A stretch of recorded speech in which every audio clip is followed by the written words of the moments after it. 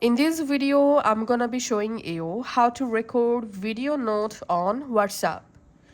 So first of all, you need to update your WhatsApp app. So go to your App Store or Play Store and search for WhatsApp. And if you see any new update available, must update the WhatsApp app to get the WhatsApp video note feature.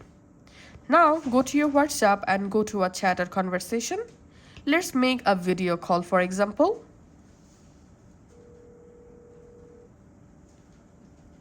Once you successfully ended the video call, here you will see this record video note.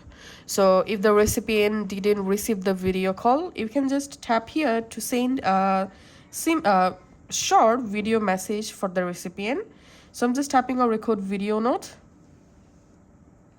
And now you can just go ahead and record video. You can switch your camera by tapping here. You can easily switch between your front and rear camera. You can pause the video message or note by tapping here. And then you can just delete the record video note from here. You can just tap here to send the video note. That's how you can actually do it. Thanks for watching.